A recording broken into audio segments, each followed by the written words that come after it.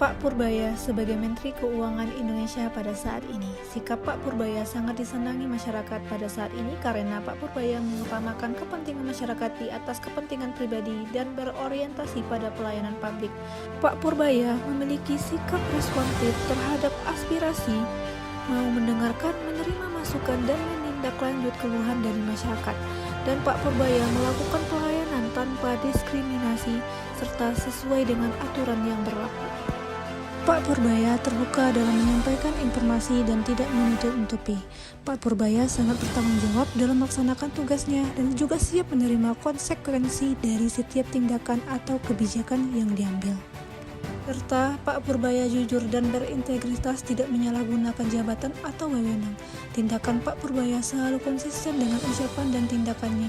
Pak Purbaya bekerja sesuai dengan aturan dan standar yang berlaku. Dalam video tersebut, Pak Purbaya sebagai Menteri Keuangan telah memberikan contoh dari nilai kompeten karena menunjukkan sikap menjalankan tugas secara profesional dan ahli di bidangnya dengan kualitas terbaik. Seperti yang disampaikan pada video tersebut, kompetensi seorang PNS ataupun pejabat publik tidak hanya terkait dengan kemampuan teknis, tetapi juga mencakup integritas dan kepatuhan terhadap hukum. Menegakkan hukum tanpa pandang bulu menunjukkan bahwa semua orang sama di mata hukum dan jabatan tidak memberikan perlindungan bagi pelanggaran. Sikap ini menegaskan bahwa kompetensi sejati adalah kemampuan untuk melaksanakan tugas secara profesional, jujur, dan bertanggung jawab, sehingga keahlian dan integritas berjalan seiring dalam membangun kepercayaan publik. Terkait dengan nilai harmonis, sikap Pak Purbaya yang bersedia berdiskusi dengan mahasiswa menjadi teladan bagi PNS dan pejabat publik. Meskipun terdapat perbedaan pendapat ataupun latar belakang, beliau tetap menanggapi dengan sopan, profesional, dan menghargai lawan bicara. Hal ini mencerminkan kemampuan menjaga hubungan yang baik, membangun komunikasi efektif, dan menciptakan suasana kondusif meski terdapat perbedaan perspektif. Dengan demikian, nilai harmonis terlihat melalui respect, kemampuan mendengarkan, dan etika dalam setiap interaksi, sehingga membangun kepercayaan dan keharmonisan dalam lingkungan kerja maupun masyarakat. Loyalitas Purbaya dapat dilihat dari dedikasinya dalam menjaga kedaulatan ekonomi negara. Ia memastikan bahwa setiap kebijakan fiskal bertujuan untuk kesejahteraan umum, bukan kepentingan golongan.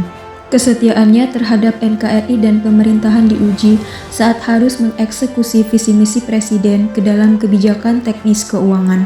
Ia mendukung penuh program tersebut meskipun menghadapi tantangan ekonomi global yang berat.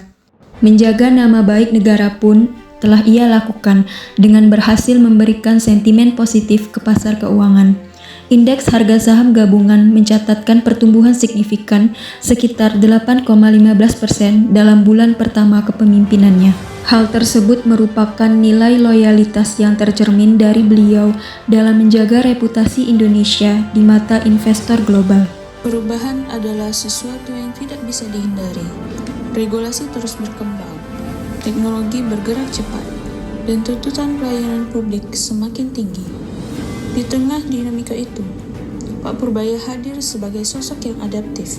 Selama menjabat, beliau tidak pernah melihat perubahan sebagai ancaman. Justru beliau menjadikannya sebagai kesempatan untuk bertumbuh. Ketika sistem kerja beralih ke digital, Pak Purbaya tidak hanya memberi arahan, beliau ikut belajar bersama timnya. Saat menghadapi tantangan, beliau tetap tenang dan responsif. Fokusnya bukan pada masalah, tetapi pada solusi. Bukan pada siapa yang salah, tetapi pada apa yang bisa diperbaiki.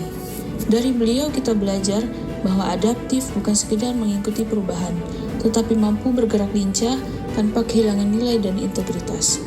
Pak Purbaya telah menunjukkan bahwa ASN berakhlak harus siap berubah, siap belajar, dan siap melayani dengan cara yang lebih baik setiap harinya.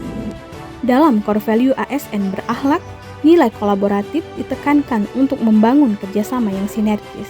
Pak Purbaya menunjukkan bahwa mengelola ekonomi negara adalah kerjasama tim yang besar. Beliau tidak menutup diri, melainkan aktif menjalin kolaborasi dengan berbagai pihak demi meningkatkan perekonomian bangsa Indonesia. Baginya, nilai kolaboratif bukan hanya sekedar slogan, tapi cara kerja yang nyata.